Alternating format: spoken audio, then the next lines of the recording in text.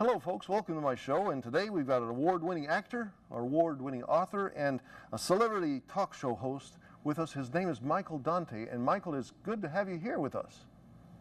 Oh, it's great to be speaking with you. Well, John, I love radio, and now Zoom is something new, and we could see each other, and it's quite a feat. I think it's a wonderful way of communicating with all our fans and people that are interested in special interviews with talented people. well, just tell us, how did you get into this business? I know you got a big story on Tommy Dorsey. I guess he helped you get into this business, right? Yes, oh yes. Yeah, well, I started out, John, as a professional ball player. And in my second year, I injured my shoulder and had an operation on my shoulder. And my doctor said, Michael, I want you to go where it's very warm and let that arm heal before you could start throwing. The operation was successful. I said to Mom and Dad that I was a bonus ball player. Mm-hmm. So I received a $6,000 bonus from the Braves when I first signed a professional baseball contract. And so I bought my folks a car that we didn't have at the time. My dad was in the produce business, so our transportation was with a truck. So I bought us a car.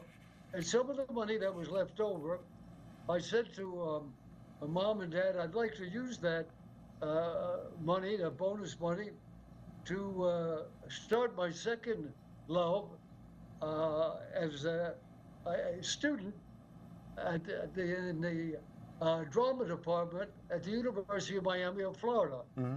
The doctor wants me to go somewhere south and let that arm heal before I could start my throwing program. Well, I did. I entered the University of Miami of Florida, a drama major there, enjoying it, and I was recouping at the same time, and working out every day and so forth. And my buddy, very dear friend, Mickey McDermott, left-hander, played with the Red Sox, Yankees, St. Louis Cardinals, and Washington Senators. In the meantime, the Washington Senators invited me to spring training with them, and this was in 1955. Mm-hmm. Charlie Dresser was the manager at the time. Well, I was attending classes there as a drama major at the university. Tommy was doing one-nighters up and down the east coast of Florida, and he had a night off. He called Mickey McDermott. Mickey and he were good friends, and he said to Mickey, I want to see you. I got a night off. Are you free tonight for dinner? And Mickey said, yeah, I'm free. And he said, a buddy of mine, a hell of a ball player, Mm-hmm. is here attending the university in the off season. Do you mind if he comes along? So Tommy said, sure.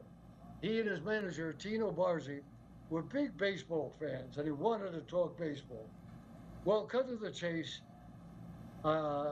We went to dinner. We hit it off. We had a great time. And Tommy said, look, I'm going up north.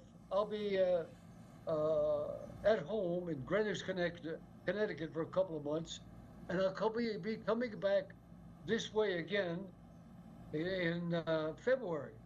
Now, I've been invited to spring training with the Senators in March, so he was coming down in February. True to his word, he came by again and was doing one-nighters with his band up and down the east coast of Florida again. He called and couldn't get a hold of Mickey, so he called me, and I was just walking out the door, and the door was ajar, John, about 2 inches. I had props in my craw, and I had a dress rehearsal at the Ring Theater at school. I was rehearsing a play. So the door was ajar, and I said, oh, the phone rang, and I said, oh, God. Well, I better answer it because I have 3 sisters, a brother, mom and dad and 15 aunts and uncles. If anything went wrong, I'll never forgive myself. So I pushed the door open, threw the props on the couch, and at the other end, it was, "Hey, pal." It was Tommy Dorsey. I said, "Hey, TD." Now, they had that, yeah, it was like a calling card. John, he and Jackie Gleason and that crowd, you know, when Jackie was doing his television show, and Tommy was the #1 band leader in the world at the time. Had the Nestle show, and he and Jackie Gleason were very close friends. And he was doing the All American show, which was two of the most popular shows. So they had a wonderful relationship with their friends, and they talked like this on the side as well. "Hey, pal." So when Tommy addressed me that over the phone, I knew I was accepted as a friend. So we again exchanged about wanting to see us having the dinner this evening. I said, "Tommy, I can't make it. I'm rehearsing a play. So why don't we, I'll meet you for coffee later." And he said, "No.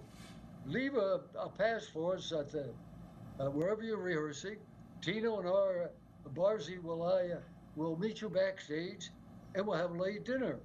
Well, I was flabbergasted. God, I couldn't believe the #1 band leader in the world, Tommy Dorsey, was going to detain his dinner, delay his dinner, and have a late dinner with me and come and see me rehearse the play and come backstage, and we'd go on to dinner somewhere.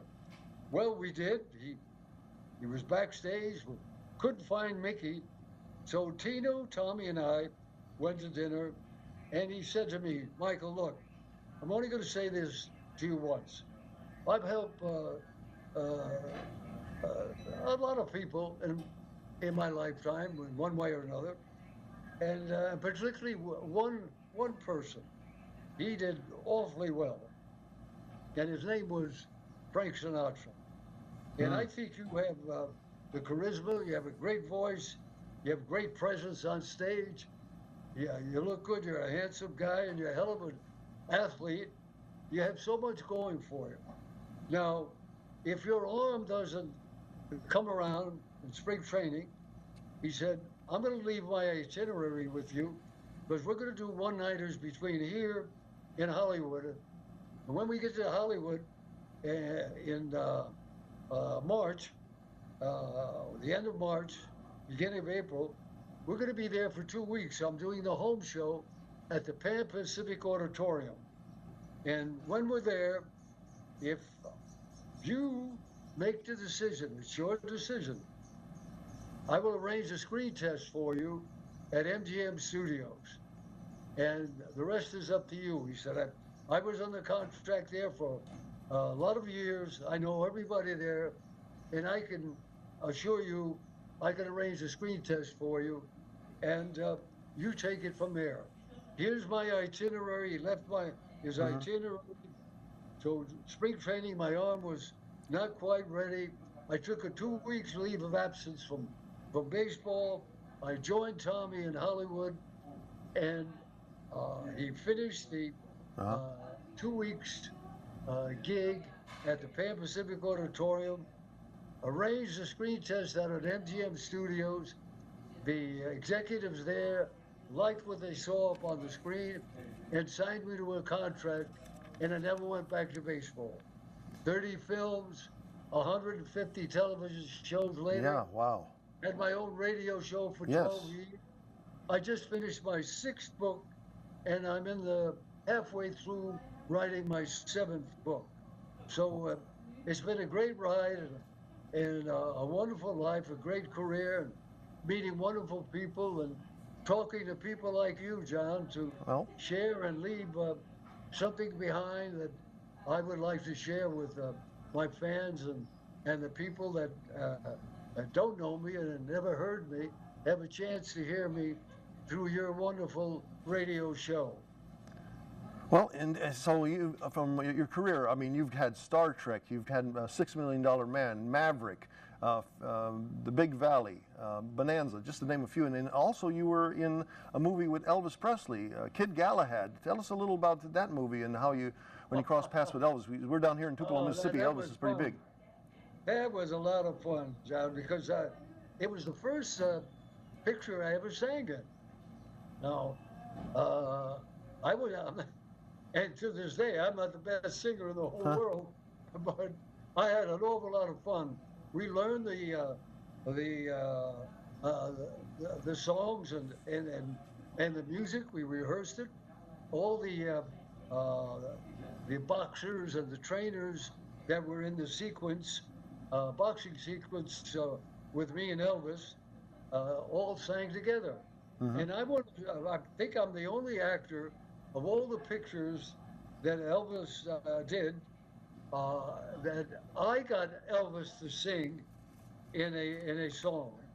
We were on the porch in the exterior scene of the boxing area, and I asked him to come and sing. After he knocked me out in the ring, we became fast friends.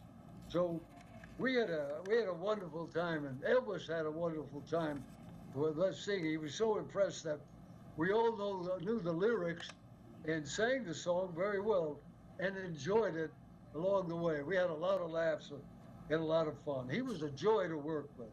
He had a great sense of humor, never late, no temperament, highly professional, and a total gentleman. What I was so impressed was he being so polite to everyone. He was a gentleman, so he was raised properly, a good Southern gentleman, and he was so professional, always on time, always knew his dialogue, and everything was yes ma'am, no man, yes sir, and it couldn't have been nicer. And his friends around him, Red West, Sonny West, and Joe Esposito, all those young men that were part of his group, his friends, they were the nicest and very educated. Most of them went to college, had a college education, and they were good athletes, and so was Elvis Presley. Elvis and I threw the football between shots. We were waiting for a setup. We'd throw the football back and forth until they call us to start another scene. So he was very athletic, and he was into the karate, breaking of 2x4s and bricks at the time, and he was such a giant. And in every which way, shape, and form, he was a king, and I really enjoyed his friendship, enjoyed working with him, and very good actor. Very good. He wanted to do a serious drama, and then not do as many musicals that he did, but he had to do those musicals. That's where the money was. In Paramount, of course, wouldn't finance his picture unless they had the copyrights for the music. That's where they made their money. So the Colonel had to go along with premises that included his singing and so forth. But he wanted to do a variety of things. And he said, Michael, I'd like to do the things you're doing. You have so much versatility and do a lot of different kinds of roles. That's what I would like to do. But he said, I understand. It's business, and there's nothing I can do about it. Well, you've been to Memphis, I know. Have you ever been to Tupelo, Mississippi? Have I ever been to where? Tupelo. Have you ever visited Tupelo? I know you've been to Memphis, but Tupelo, have you ever visited? I've never been to Tupelo, but no, I haven't. But I always associated with the song. They had a hit song, and the town of Tupelo was in the song. a young lady sang it. It was a #1 hit, and it always reminded me, gee, that sounds like an interesting town. I would like to have been. You may be Uh, talking about Bobby Tupelo. Gentry. Are you talking about That's Bobby it. Gentry who You sang got it? it. That's it. Yeah, I yeah. love that song, and I love the way she sang it. Uh-huh. And it was it really I found my interest in uh, wanting to one day to visit Oh, Tupelo. sure, What sure. was it about, what was it about that was so interesting to be a part of a huge hit? Uh-huh. Well, 13 Elvis, his first 13 years were here in Tupelo, and then he moved up to the Memphis area. So that's why I associate that with, when we talk about Elvis, his first 13 years here in Tupelo. Oh, I see. Okay. Oh. Well, Michael, tell me about your radio career. You had a radio talk show for many years, and you crossed paths with a lot of folks, right?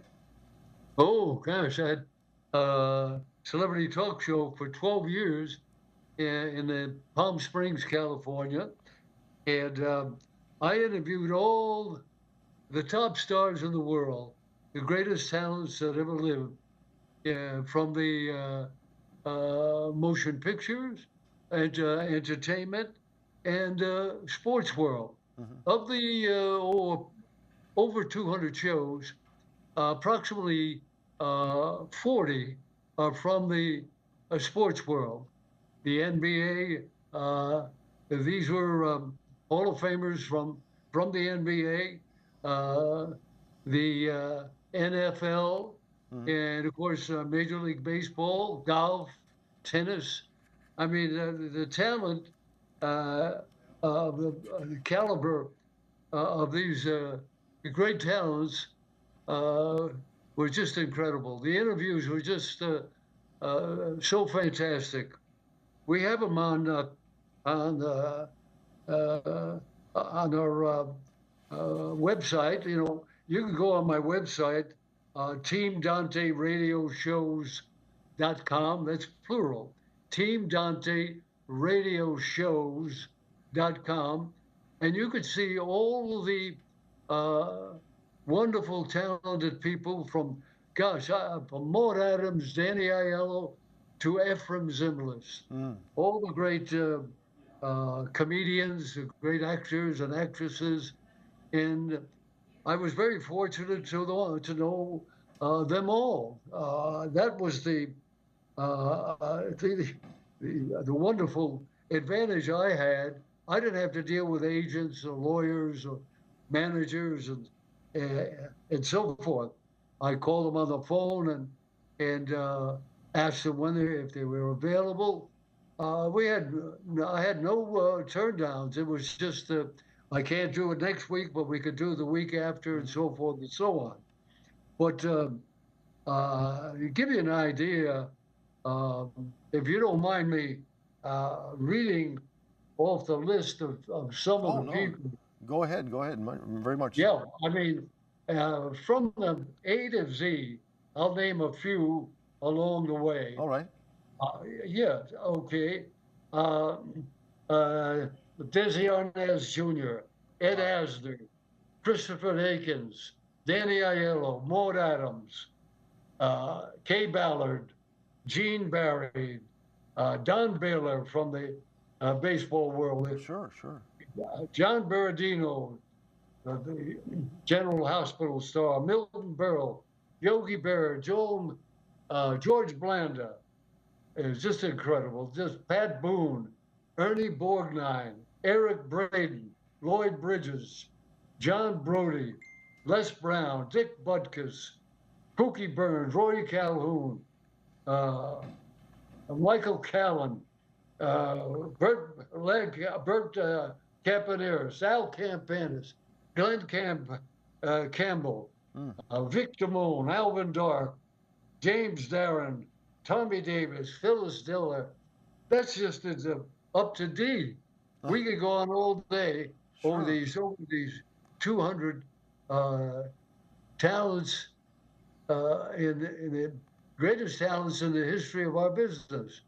So I would just want to ask our audience, John, to go on TeamDanteRadioshows.com and or if they're on my website, go on my website, michaeldanteway.com, and by the way, the radio shows are also on Spotify. Hmm. You can go there and you can see what I have. There's a sampler on there with you can hear for 3 minutes. I ask one question of the star, Hmm. uh, and they have 2 minutes, 1 minute question, and they have 2 minutes to answer it. Okay. And that's from Tony Curtis to Buddy Hackett, Tommy Lasorda, Milton Berle.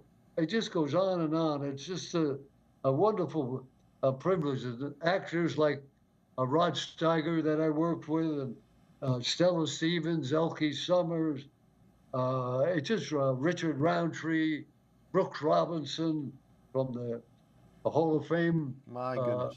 baseball world. Yeah, Andy Robustelli, from New York Giants Hall of Famer, defensive end.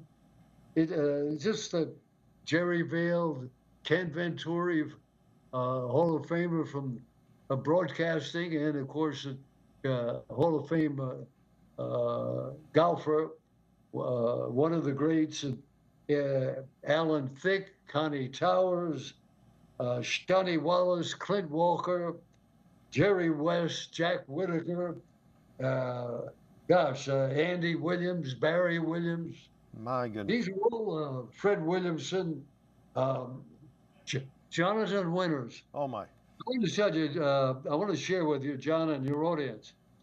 Yeah, John and I were very good friends, Okay. close pals.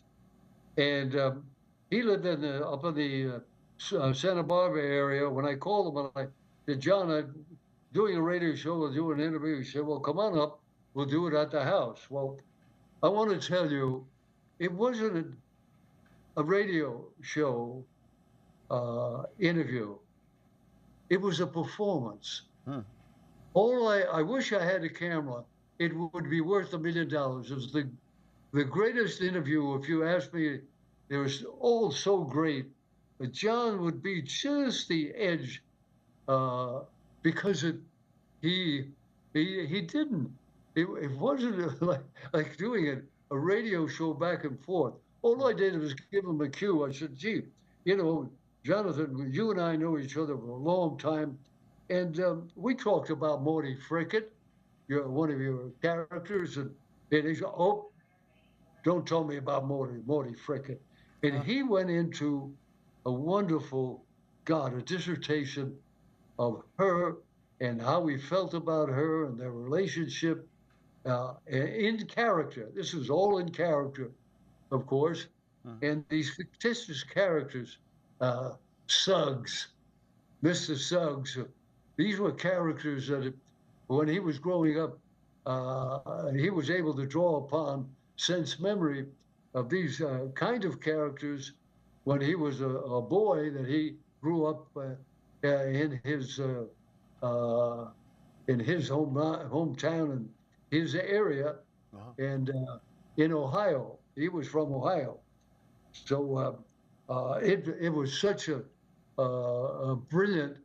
I was just in awe of his brilliant talent, his going back and forth in character, and speaking on behalf of Morty Frickett and Suggs, and then himself, his character, and answering back and forth. It's just absolutely brilliant. And I have an hour tape of all these brilliant, wonderful, over 200, closer to 250, the most talented people that ever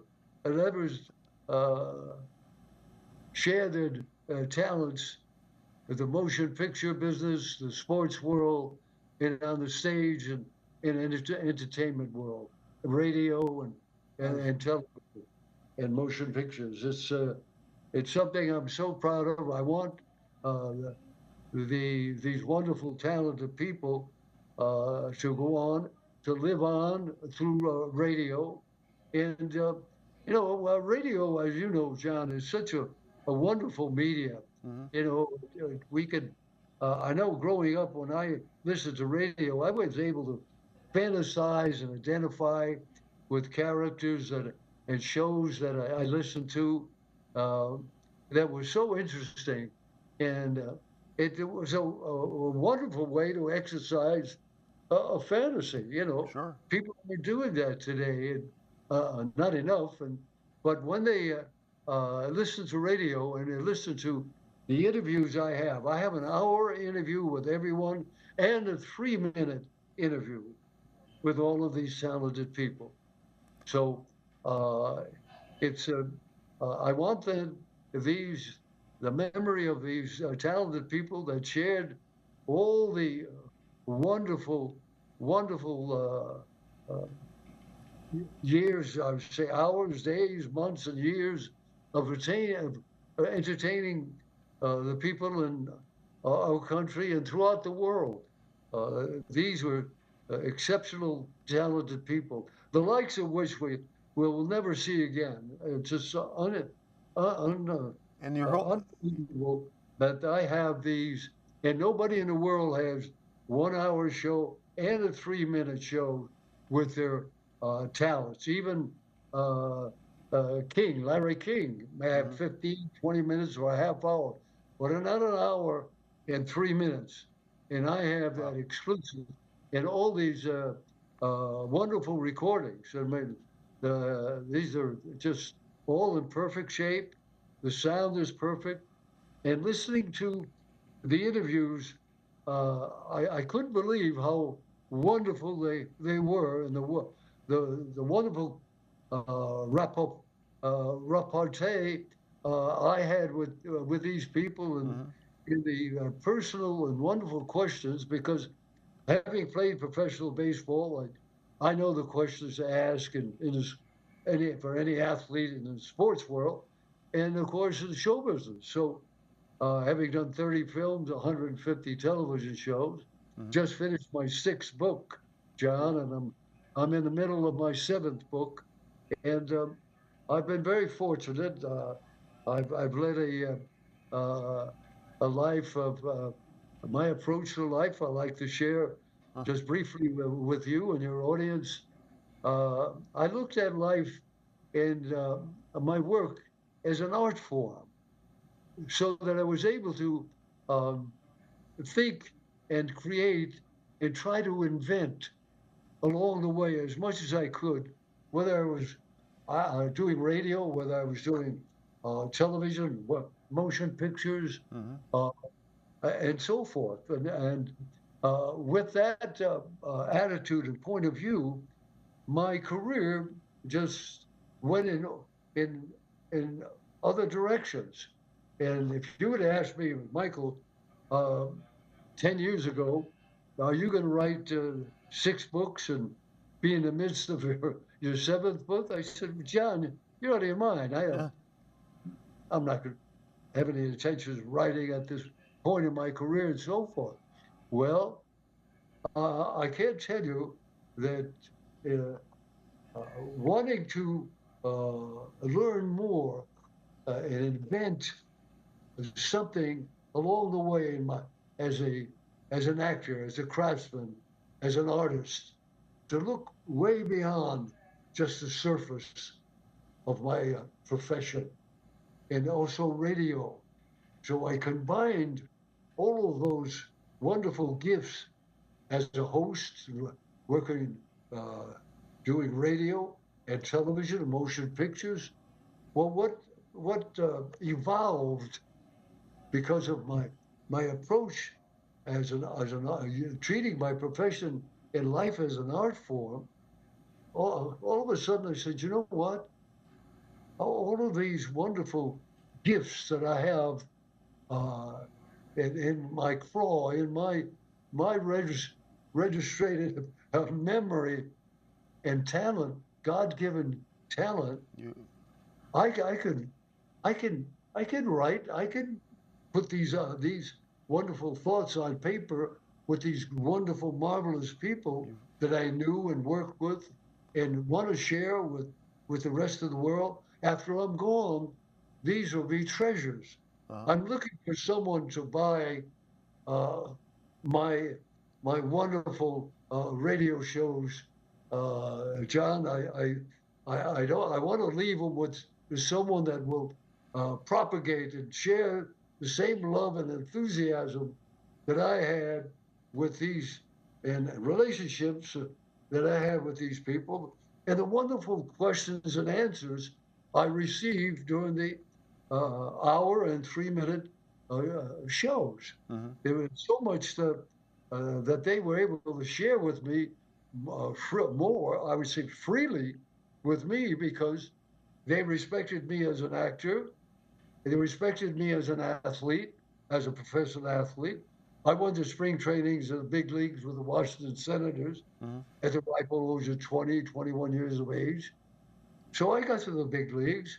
So I know the game and I play the game well enough to be uh, a big leaguer, albeit for a short period of time because of a serious shoulder injury.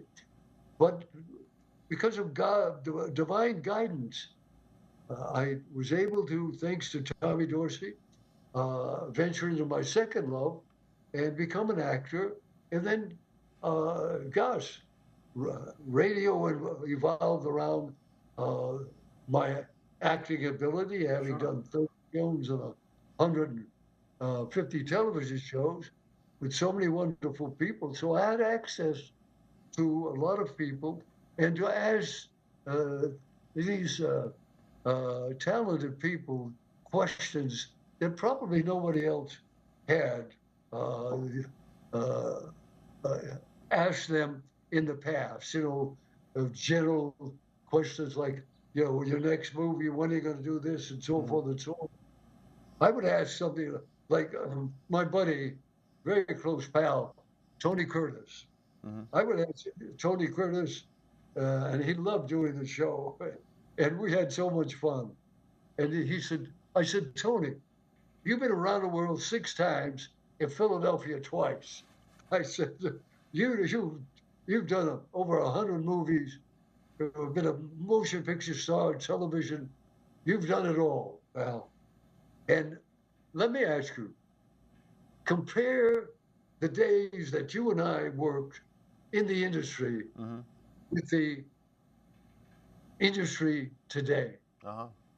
All right. Well, he said, Michael, that's a great question. He said, it's technological. Everything is technological today. A lot of You have changes. special effects, yeah, explosives, better than ever. An actor doesn't have to be that talented. Standing between all of this action Mm. and be the big hero, uh, killing 100 people, and none of the bullets hit him or her, and so forth. It's different. It's a different kind of entertainment. He said the romance and relationships between uh, men and women, it's different.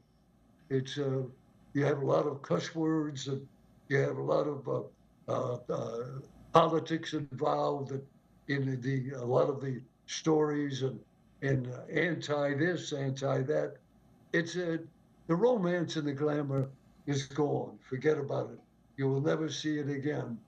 Our era had all the wonderful things that you and I had the pleasure of experiencing all of these years, and were able uh, to leave behind an awful lot because the actors and the filmmakers today are are not are not the same. They were not as in depth and had the charisma, the charismatic uh, talent. That's God given. That For an indeed. actor to be a star, an actress, they had to have. To Sidney Poitier, you and I used to have lunch every couple of Mm-hmm. weeks. We had lunch, and Sid was so intelligent, a wonderful actor, a wonderful man. May he rest in peace. And he would say, Michael, if we'd sit in a restaurant and it'd be actors and actresses coming, uh, and and say hello at the table and sit and have their lunch in a large room.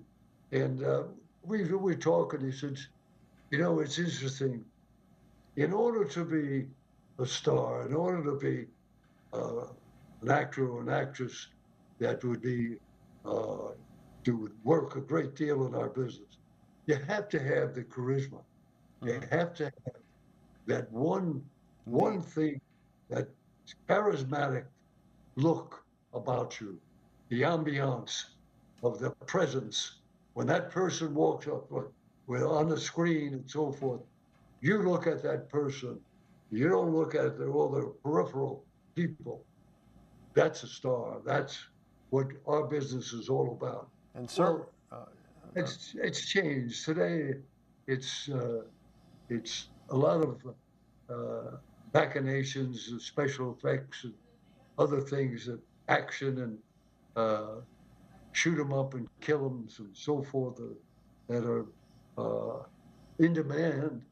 That years ago, stories mhm. and relationships were a lot better. The writers, those relationships were written, and you have romantic scenes and beautiful scenes, sensitivity, and so forth.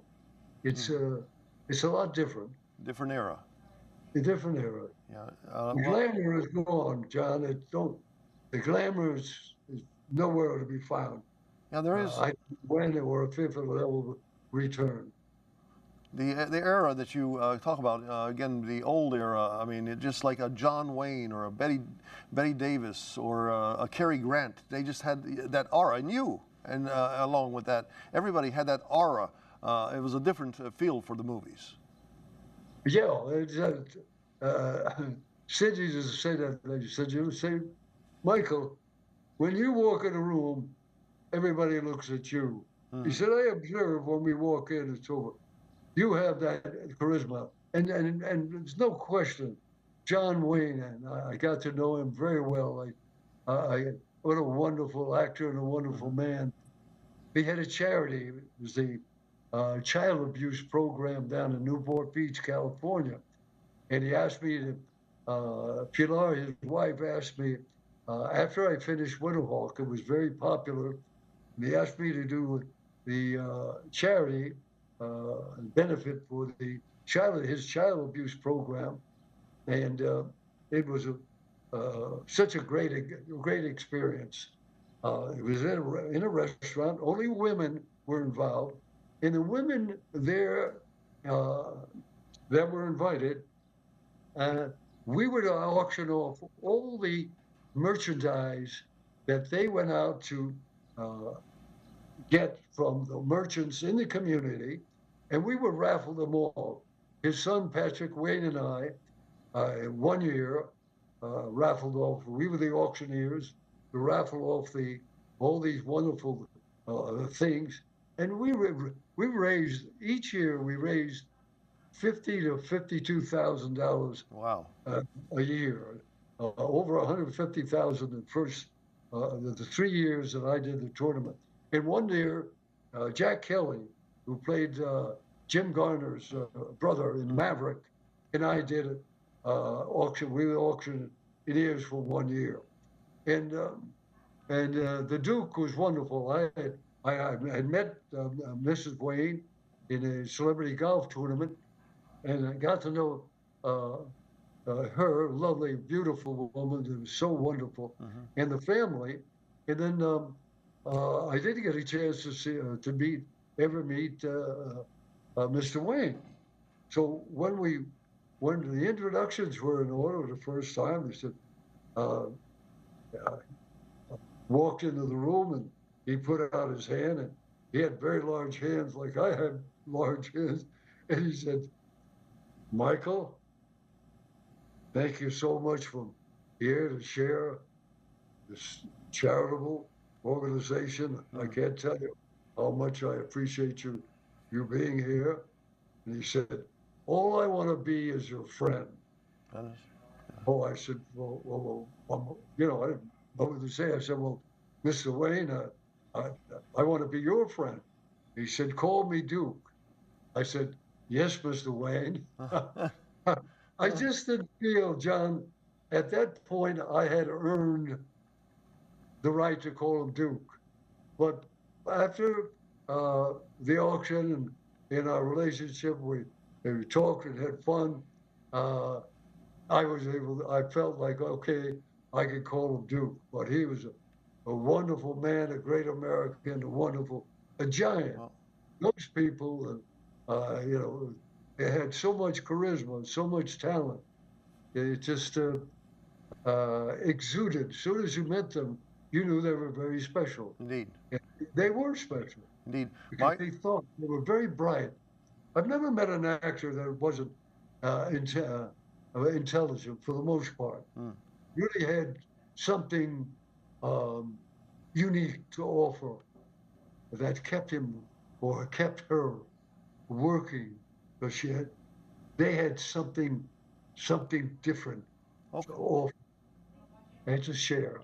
Well, Michael, I want to tell you, thank you, if I can call you Michael or Mr. Dante. It's been a pleasure to have you on my program. And hopefully everything, you've had a great life, and hopefully you have a great future still ahead of you. Thank you, John. I just want to say to you and the audience, please go to TeamDanteRadioShows.com or Spotify. TeamDanteRadioShows.com or go on my website, MichaelDanteWay.com, and you'll see all the awards and 30 films and 150 television shows and so forth and so on. So I just want to say to you, John, thank you. It's a pleasure to be on your show. God bless you. God bless your audience. And God bless America. And God bless you too, sir, okay? Thank you, John. Take it easy, okay?